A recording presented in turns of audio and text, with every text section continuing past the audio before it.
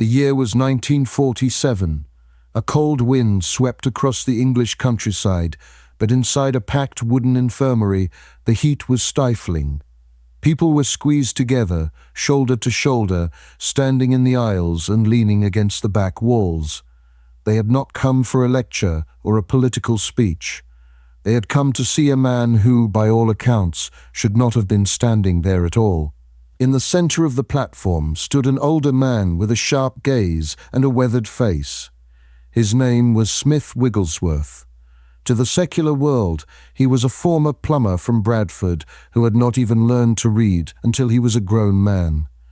But to the thousands who followed his ministry, he was something else entirely. They called him the Apostle of Faith. Suddenly, the room went silent. Wigglesworth stopped mid-sentence. He was no longer looking at the crowd. It was as if his eyes had fixed on something invisible, something miles away, or perhaps decades into the future. He began to speak, but the tone of his voice had changed. He was not just preaching anymore. He was describing a vision. According to accounts from people who heard him that day, he began to speak about a move of God so massive that it would dwarf everything they had seen in their lifetime. He was not talking about the miracles they were currently witnessing in that room. He was talking about something coming, something far beyond their horizon. Who was this man, and why did his words carry such weight? To understand the gravity of his warnings, you have to understand the life he lived. Wigglesworth did not come from money or prestige. He spent his early years as a laborer, a man of grit and manual toil. He was known for a rugged, almost jarring boldness. He did not just pray for the sick. He often commanded healing with a ferocity that shocked his peers. Stories of his ministry sound like something out of a lost chapter of history. There are reports of the blind seeing and the lame walking in his meetings. Some accounts even claim he raised the dead. There was a strange, almost fearful reputation that surrounded him. He was a man who lived entirely on the edge of the supernatural. He reportedly only ever read one book, which was the Bible. He refused to have a newspaper in his house. He wanted his mind completely saturated with what he called the Word. But as he stood on that stage in 1947, nearing the very end of his life, his focus shifted. The man who had spent decades seeing miracles in the present was suddenly obsessed with the future. He began to drop clues about a timeline, a sequence of events that would eventually lead to a global awakening. He did not just see a single event. He saw a progression, and as he spoke that day, he left his listeners with a mystery that many believe is only now, decades later, beginning to unlock. He hinted that while he would not see this final move himself, the generation that did would face a world unlike any other. He spoke of a forgotten prophecy that was meant for a time much later than his own. The atmosphere in the room that day was heavy with a sense of destiny. Those present felt they were hearing a secret that was being preserved for a future age. Wigglesworth was a man of the 19th century, but in those moments it seemed as if he was standing in the 21st. He was peering through the curtain of time, and what he saw there was both a warning and a promise. He ended that particular meeting with a lingering thought that stayed with his audience for years. He suggested that while he had seen great things, he was merely a signpost pointing toward a much greater reality. He created a deep sense of curiosity that has not faded in nearly a century. People began to wonder if his most important work was not the miracles he performed while he was alive, but the words he left behind for those who would come long after he was gone. What exactly did Wigglesworth see? As the story goes, he described a vision of two distinct waves, two major moves of God that would hit the earth like successive tides. He spoke of them with a mathematical precision, as if he were looking at a map of time that no one else could see. The first wave, he explained, would be a revival focused on the supernatural. He spoke of a time when the world would see a massive emphasis on healing and the gifts of the Spirit. Many historians and researchers of religious movements believe he was referring to the great healing revivals that broke out shortly after his death in the late 1940s and 50s. This was an era where massive tents were raised across America and Europe.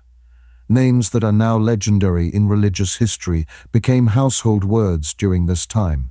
It was a season characterized by raw power and spectacular events, but Wigglesworth warned his listeners that this was only the beginning. It was merely the first wave, meant to prepare the soil and stir the hearts of a generation. He suggested that as powerful as it was incomplete. Then he revealed the second revival, and this is where the mystery truly deepens. He described a movement that would be fundamentally different from the first. If the first was defined by outward power, the second would be defined by a perfect balance. He called it the union of the Word and the Spirit. According to those who documented his words, he believed that for too long, the spiritual world had been divided into two camps. Some had the theology and the ancient texts, but no power. Others had the power and the emotional experiences, but no solid foundation. When these two come together, he reportedly said, "We will see the greatest move of the Spirit of God that the world has ever known." Build the tension here and consider the weight of that statement. He was not talking about a small gathering in a quiet chapel. He was describing something that would eclipse every revival in human history combined. He believed this second revival would be greater than the Reformation, greater than the Great Awakening, and greater than anything seen in the early church. Include the context of the times. Wigglesworth was speaking to people who had just survived a world war. They were looking for hope, but he was pointing them toward a horizon they could barely imagine. He described a move of God that would not be confined to a few famous preachers on a stage. Instead, he saw a grassroots fire. He saw ordinary people in ordinary workplaces and homes walking in a level of spiritual authority that seemed impossible. Many believe his prophecy is still unfolding today. They look at the history of the last century and see the first wave clearly marked in the history books. But the second wave, the one that brings the Word and the Spirit into a single, unstoppable force, is something many believe is still waiting to reach its peak. Wigglesworth's description of this coming revival was almost cinematic in its scale. He saw it as a global phenomenon that would cross every border and break every cultural barrier. He spoke of a hunger that would drive people back to the basics of faith, away from the gimmicks and the showmanship of modern religion, and into a direct, raw encounter with something eternal. He ended this part of his message with a powerful suggestion. He implied that the greatest move of the Spirit was not something that happened 1,000 years ago. It was not something relegated to the dusty pages of a history book. Instead, he believed the greatest days for humanity were still ahead. He left his audience with the sense that they were living in the shadow of a mountain, and that something was about to break over the peak that would change the world forever. The question he left behind was simple but haunting. Are we the ones he was looking at from that stage in 1947? Is the greatest revival of all time still waiting just past our current horizon, ready to break like a wave over a world that has forgotten how to believe? But Wigglesworth's vision was not all light and hope. As the years have passed, people have looked back at his more sobering words and his warnings about what the world would actually look like before that final revival arrived. In this part of his message, the tone shifts and becomes slightly darker. He began to describe a period of intense spiritual confusion. He warned that a time was coming when the lines between truth and deception would become blurred.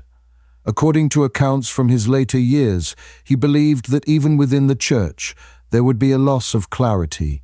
He spoke about people becoming lovers of pleasure rather than lovers of God, and a creeping coldness that would settle over the hearts of many.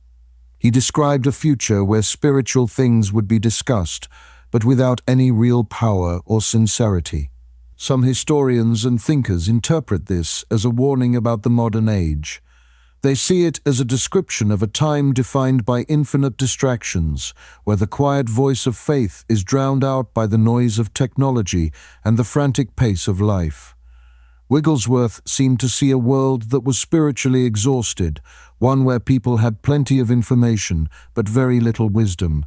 There is a deep tension in his warnings. He did not see the darkness as a sign of defeat, but as a prerequisite for the light. He believed that the world would have to reach a point of deep spiritual starvation before it was truly ready for what was coming next. He described it like a birth, a period of intense pressure and pain that eventually gives way to something new and beautiful.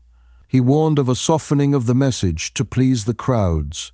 He feared that many would try to become relevant to the world by losing their distinctiveness, only to find that they had nothing left to offer the hungry soul. This is where the suspense of the Wigglesworth prophecy really takes hold. It suggests that before the Great Awakening, there is a great sifting. It is a time when the superficial is stripped away and only what is real remains. For those who heard him, these warnings were not meant to cause fear. They were meant to be a wake-up call. He wanted people to be watchmen on the wall. He wanted them to look at the signs of the times and realize that the darker the night gets, the closer the dawn must be. He believed that this difficult season would actually be the catalyst for the coming revival. The confusion would eventually create a hunger for truth. The deception would create a longing for something authentic. The darkness would make the coming light look that much brighter. He spoke of a church that would face a time of losing its way, but he also explained that this difficult season would prepare the world for a powerful awakening. He created a tension between this darkness and the coming revival that still keeps people talking today. It was a warning that the path to the greatest move of God would go through the valley of the shadow.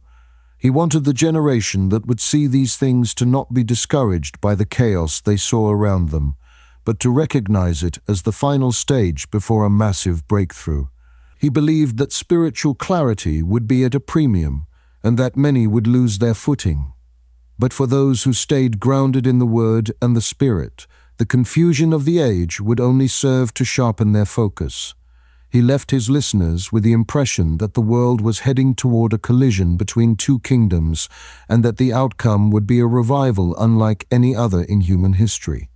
When Wigglesworth spoke about the coming move of the Spirit, his language became incredibly vivid. He was no longer looking at the darkness or the warnings of deception. Instead, he began to describe what this final revival would actually look like on the ground. He was not talking about a few people going to a church building on a Sunday morning. He was talking about a revolution of the human heart that would spill out into the streets. He believed this coming move would look like a return to the stories found in the ancient texts of the book of Acts. He described a time when miracles would not just happen on a stage or behind a pulpit, but in the hospitals, in the schools, and in the middle of busy marketplaces. He saw a generation that would be so consumed by a hunger for something real that they would no longer care about their own reputations or comfort. One of the most compelling aspects of his prediction was the role of the Word. He emphasized over and over again that this would not be a movement based on feelings or emotional highs alone. It would be a move where people rediscovered the Bible. He did not see it as a dry textbook or a list of rules, but as a living and breathing map for reality. He believed that when people truly grasped the power of these words, it would unlock something extraordinary. Imagine churches that are not filled with spectators watching a performance, but with participants who are actively searching for truth. He saw a move where every person understood their purpose. He spoke of large numbers of people turning toward faith, not because of clever marketing or catchy slogans, but because they saw something undeniably authentic. They saw lives that had been completely transformed.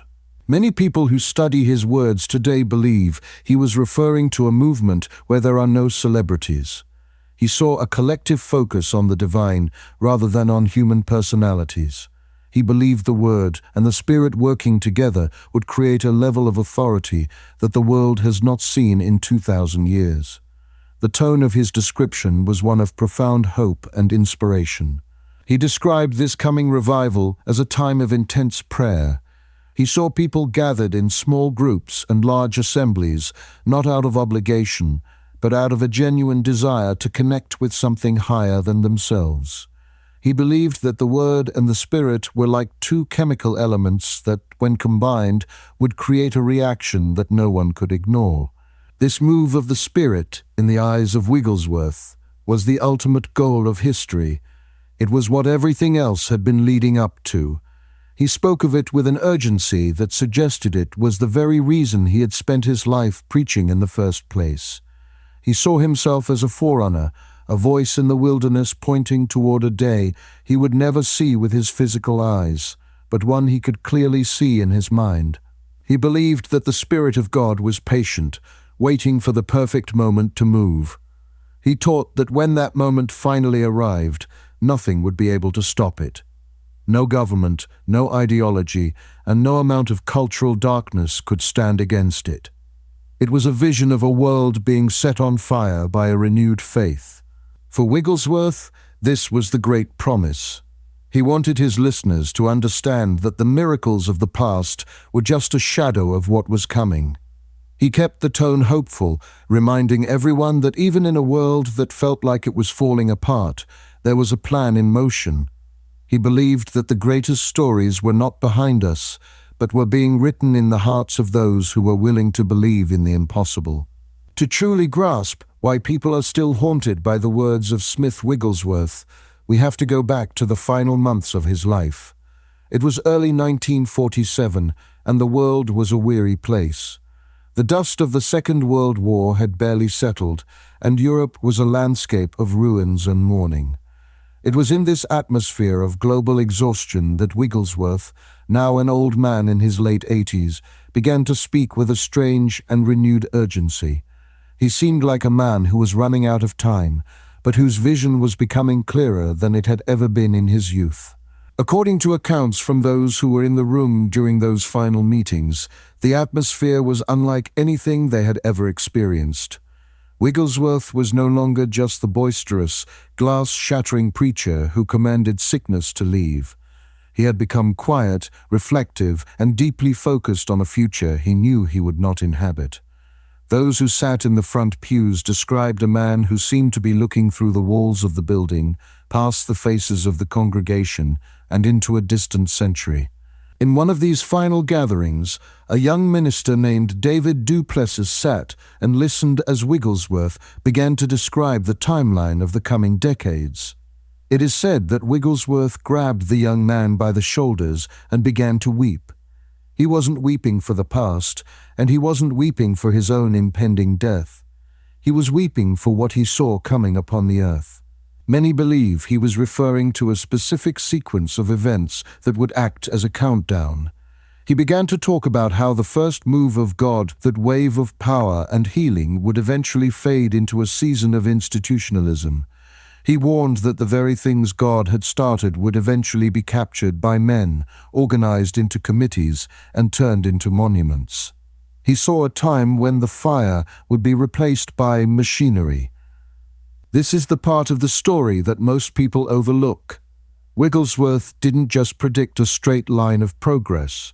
He predicted a cycle. He saw a peak, then a valley, and then a final, insurmountable mountain. He described the valley in haunting detail. He spoke of a time when churches would be full of people who knew the language of faith, but had no experience of its power. He spoke of a form of godliness that acted as a shell, hollow on the inside. As he stood on that platform in 1947, he reportedly told his listeners that they would see great things in the years immediately following his death, but that they must not be fooled. He warned them that those great things were merely the first rain. The latter rain, as he called it, was something that would be reserved for a time when the world had reached a state of ultimate crisis. The mystery of this 1947 meeting lies in the specific, unrecorded details that have been passed down through oral tradition in the decades since. Some historians interpret his words as a direct warning about the late 20th century, while others believe he was looking much further ahead. He spoke of a time when the Word would become a matter of intellectual debate rather than a source of life. He saw a generation that would be ever learning but never able to come to the knowledge of the truth. What made this final prophecy so compelling was the way Wigglesworth described the transition between the darkness and the light. He didn't see the second revival as a gradual improvement of the world. He saw it as a sudden, violent interruption. He described it as a breaking in of the divine. He spoke of it as if the Spirit of God were a pent-up river, held back by a dam of human tradition and spiritual coldness, until the pressure became so great that the dam would eventually shatter. Those who were present that day said that the weight of his words was almost unbearable. There was a sense that they were being entrusted with a message that was not for them, but for their children, or perhaps their children's children. Wigglesworth was acting as a bridge. He was a man who had seen the revivals of the Victorian era and the Pentecostal explosion of the early 1900s, but he was now reaching out to touch a generation that had not yet been born.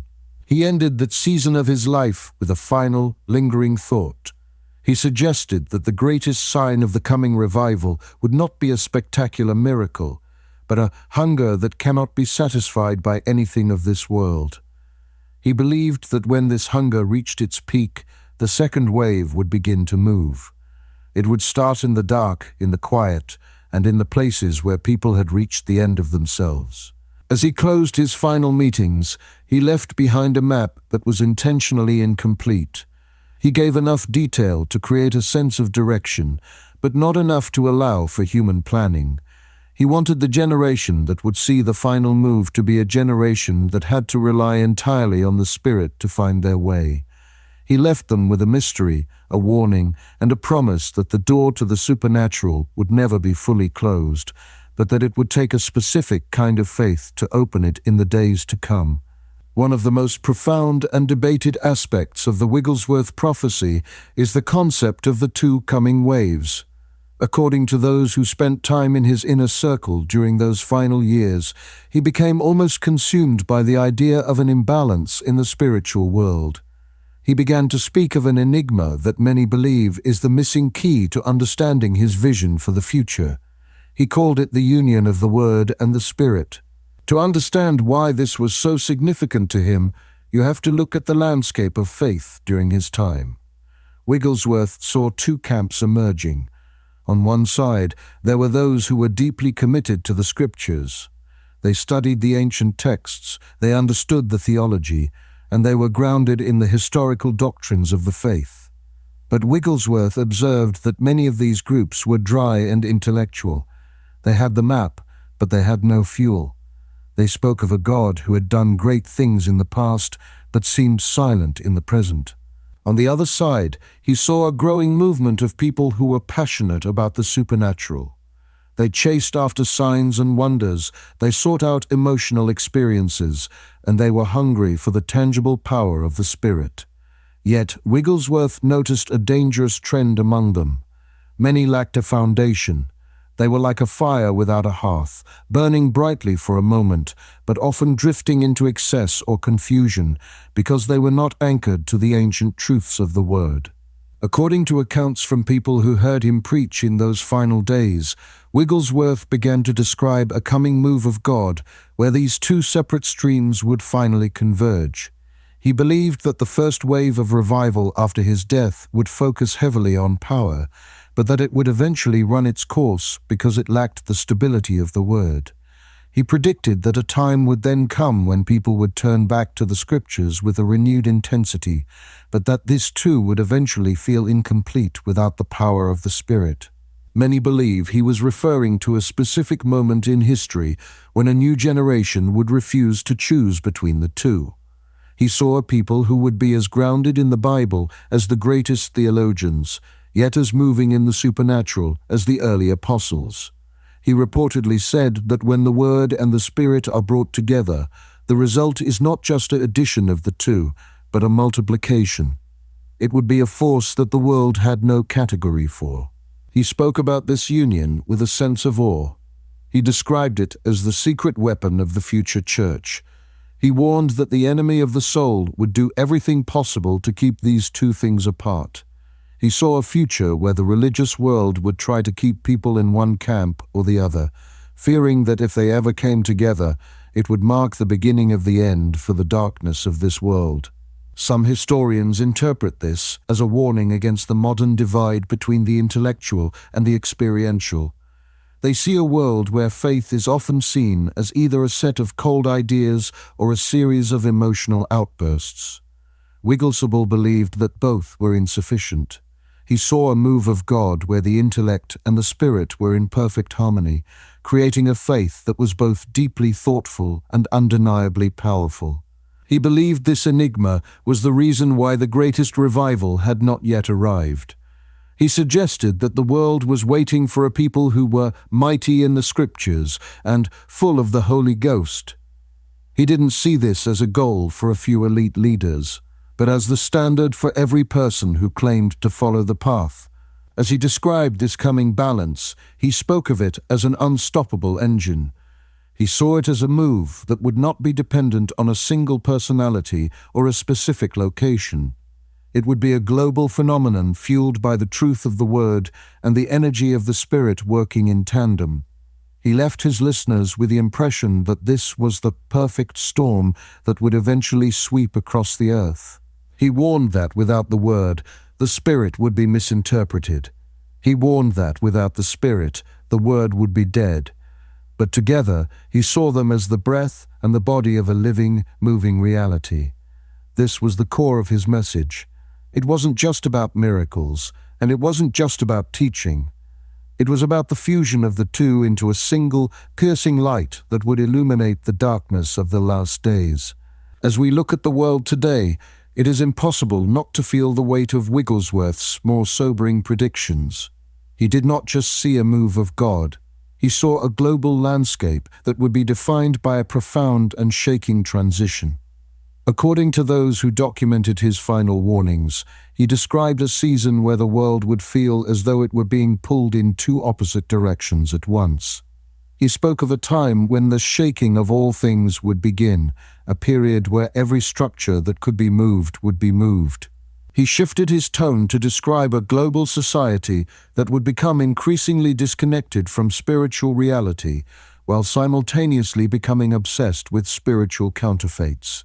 Many believe he was referring to a time where traditional values would crumble and where people would look for answers in everything but the ancient truths. He saw a landscape of extreme contrast, a world where the darkness would grow deeper and more oppressive, while the light of the true revival would grow more brilliant and distinct. He reportedly said that the darker the night, the more clearly the stars would shine. Some historians interpret his words as a warning about a coming global crisis that would strip humanity of its self-reliance. Wigglesworth believed that the second wave of revival would not happen while the world was at ease. He saw it as a response to a time of great trouble. He described a church that would be forced out of its comfort zone and into the trenches of human suffering. He saw a move of God that would be born in the midst of pressure, a revival that would thrive precisely because the world around it was in chaos. He spoke of a sifting that would occur on a global scale. This was not just a sifting of the church, but a sifting of hearts. He believed that the days would come when it would be impossible to remain neutral. Every person would be forced to choose their allegiance. He saw a time when the lukewarm would either catch fire or grow cold, and where the masks of religion would be torn away to reveal what was truly underneath. It was a vision of a world approaching a final confrontation between two kingdoms. And this brings us to the final mystery of Smith Wigglesworth, the question of his lasting legacy and the unanswered questions he left behind. Why, nearly a century after his death, does a plumber from Bradford still command the attention of millions? Why do his words feel more relevant in the age of the internet than they did in the age of the steam engine? Perhaps it is because we are living in the very days he described. We see the confusion. We see the spiritual hunger. We see a world that has tried every philosophy and every technology and still finds itself empty. People today are looking back at Wigglesworth, not as a historical curiosity, but as a man who might have held the map to our current moment. Many believe that we are currently standing in the gap between his first and second waves. They look at the global landscape and see a world that is ripe for the word and spirit revival he promised. They see a growing movement of people who are tired of the division and the deadness, people who are crying out for a faith that is both intellectually honest and supernaturally alive. As we reflect on his life, we are left with a powerful and mysterious choice. Was Wigglesworth just a man of his time, or was he truly seeing something far beyond his own horizon? If his first prophecy about the healing revivals came true with such startling accuracy, then what does that say about his prediction for the second wave? He ended his journey with a hope that was almost defiant.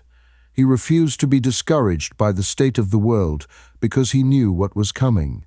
He lived his life as if the revival had already begun, and he challenged everyone he met to do the same. He believed that the Spirit of God was looking for a people who would simply take him at his word, a people who would refuse to settle for anything less than a full and total awakening. So we are left with the lingering echo of his voice. He asks us if we have the courage to believe in a move of God that is greater than anything we have ever read about. He asks us if we are willing to be the generation that bridges the gap between the Word and the Spirit.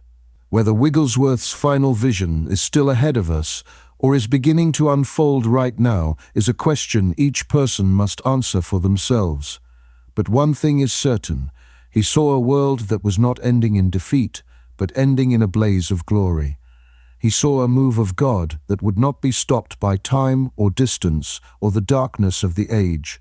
And in a world that feels increasingly uncertain, perhaps that is the most important prophecy of all.